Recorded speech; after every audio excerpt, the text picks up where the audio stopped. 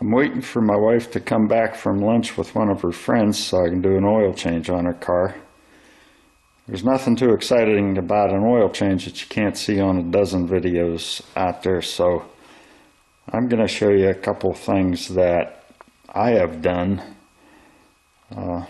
just because you might be able to use them or might give you some thoughts. So when I built the garage, I did the drywall and I bought myself a drywall hoist.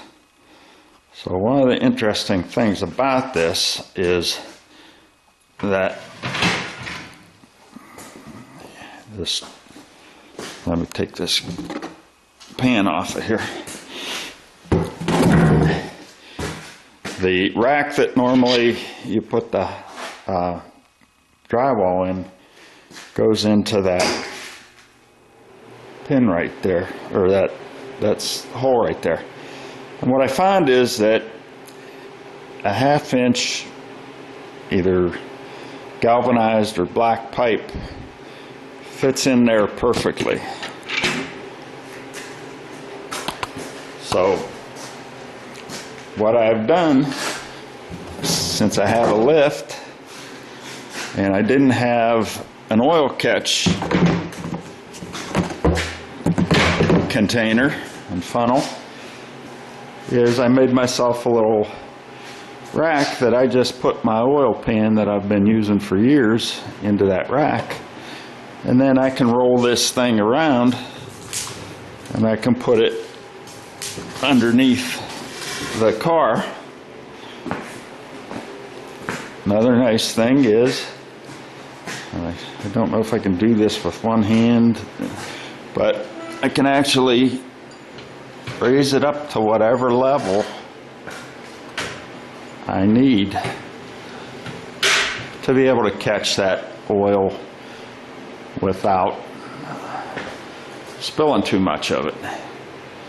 So if you happen to build your own garage and have a drywall hoist and you put a lift in it, that's a tip you might be able to use.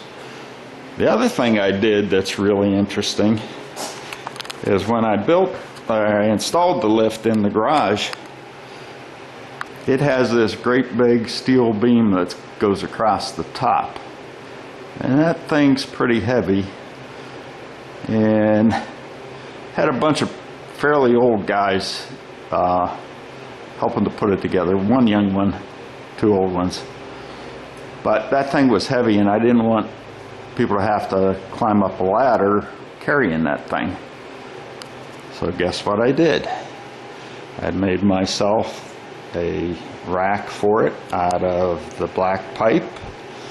I made it almost as long as the piece that I was trying to lift, and I put it right in there, cranked that baby up there, and we put it up with really almost no effort at all. Okay, there's one more tip. Once you get this pan full, what do? You gotta get rid of it, right? You gotta somehow recycle it. And typically I take that to AutoZone and just recycle it. But the tip here is really not about recycling it. It's about how to empty that pan without making a mess, because I made a mess many times trying to empty that pan into the bottle that the oil came in. And it's not easy to do. You can't tell how full it is. So what I've taken to doing is your little laundry detergent bottle that's got a dispenser on it, and it's got another cap there for a vent. And I'm going to have to put the camera down for just a second and take those caps off to show you the hint. So you get your funnel, and if you notice on this bottle here, one of the openings is a little bit higher than the other. You put your funnel into the higher of the openings, And then as you take your used oil and you dump it into the funnel, you can watch the oil level here, and you can stop pouring it before the darn thing overflows. So I've got about 3 or 4 now of these old laundry detergent bottles that I cleaned them out real good before I put oil in them. But they are perfect for taking it to recycle. The other nice thing about it is you can take both caps off when you get to the recycle area. And since AutoZone doesn't take the jugs, it just takes the oil.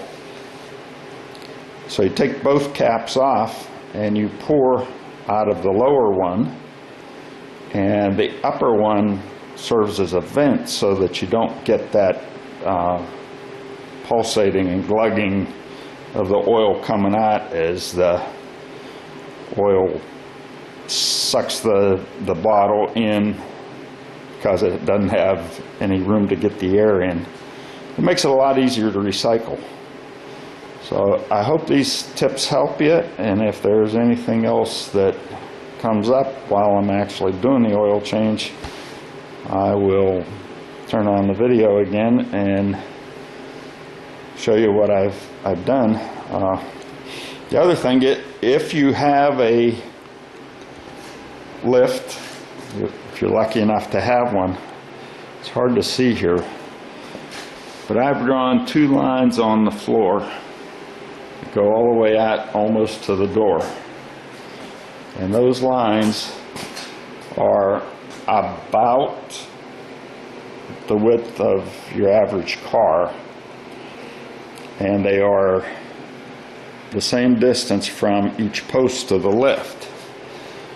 So if there's 2 people, or even one, and with one person you got to get out of the car to check, but if there's 2 people, one person can look at the tires where they're hitting that line and make sure, you know, if it's on the edge, that both tires are the same distance, both lines are the same distance from the edge of the tire, or the center, or the inside edge, whatever. But you can get the car in nice and straight, so that when you put the lift arms underneath it, you don't have a situation where, because of where you parked the car, one of the lift arms is extended more than the other, or in worst case, one of the lift arms on one side reaches the jacking point just fine, but the other one on the other side extends beyond the jacking point, and then you can't, there's nothing you can do except move the car, because you can't make it shorter than its manufactured length. So hopefully if you have a lift, that'll be a good hint. The other thing I did is, I don't know if you can see them here, cars I work on fairly often. I have a 74 Corvette, and I have a Jeep, my son's Cadillac, actually my daughter-in-law's, and then a Ford Fusion that's my wife's. And what I do there is took this 2x4 and marked each one with a line on each side of it.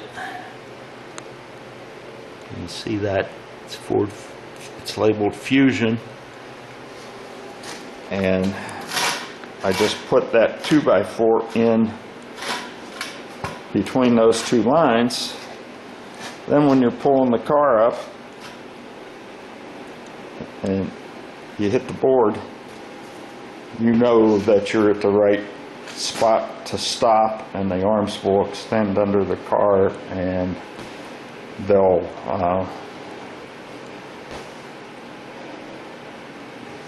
be in the proper position for the jacking points. So those lines I drew after I got the car in here, got it positioned, and knew how far forward I needed to be. So that makes it easier now whenever I have to put that same car back up on the lift, I have two guides now. I have one that tells me whether I'm the right distance, equidistant between the two posts of the lift. I can, if I have to, I can get out of the car, come around to the front, look and see how well I'm doing and make minor adjustments. And then I just pull up to the 2x4 and that's my stopping point. And I'm good to go. Well, I hope these tips help you. If not, maybe you'll at least find them interesting. Have a good day and thanks for watching.